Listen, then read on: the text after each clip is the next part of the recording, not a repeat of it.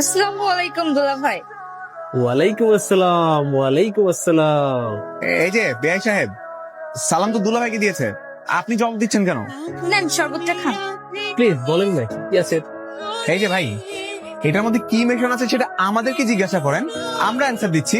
ওরে আমার cute cute বিআই সাহেবা, তোমাদের হাত থেকে তো যদি কাঁচা মরিচও খাই তাও আমাদের কাছে মিষ্টি লাগে, কিন্তু এই যে বিআই সাহেবকে দেখো, তার হাত থেকে যদি আমরা সাদা পানিও খাই তাও আমাদের কাছে ঝাল লাগবে। কি বলো? কি চাই?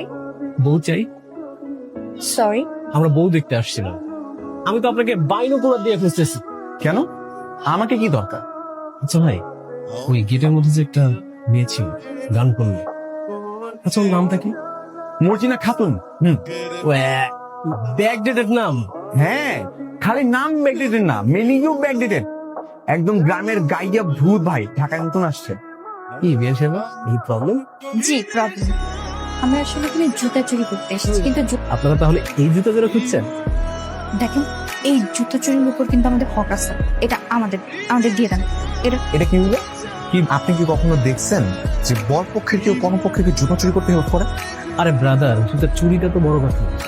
আমার বেয়ান সাহেব অনেক সুন্দরী, এমন সুন্দরী বেয়ান সাহেবের পিছনে লাইন মারতে গেলে যদি ছোট ছোট হেল্প করে সহযোগিতা করতে হবে।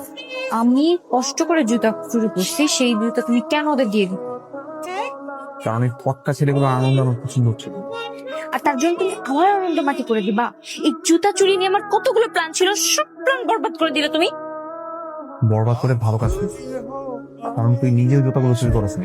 ওই ছেলেগুলো তোর কাছে জুতা এনে দিছে, ওইটা নিয়ে তুই আনন্দ করতি আর ওরা মাঝখান থেকে মজা পাইতো। ছেলে কই? ওই ছেলে কোথায়? দেখা আমারে। তোর পিছনে লাইন মারতেছে না? এত বড় সাহস, বাইক করতেছি। বিয়ে বাড়ি ওই হারামিটা না তো? মনে হচ্ছে আমার পিঠে ছেলে ঘোড়ার অভাব। ওইটা না, আরেকটা। তোর কত বড় সাহস, তুই পিছনে ঘুরে বেড়াস? হ্যাঁ, বাড়ি থেকে নেশা করে বেরিয়েছো? নিজের যোগ্যতা দেখছো? কোন সাহসে তুই ওরা ডিস্টার্ব করো? হ্যাঁ, আর এমনই তো কেন ডিস্টার্ব করবো? উনি আমাকে পাখি থেকে ধরাই দেওয়া বললো, তুই ফোনে বসে থাক, আমি বসে রয়েছি। কেন করবি আমার সাথে এরকম ফাইজলামিটা? তুই কেন করলি বল?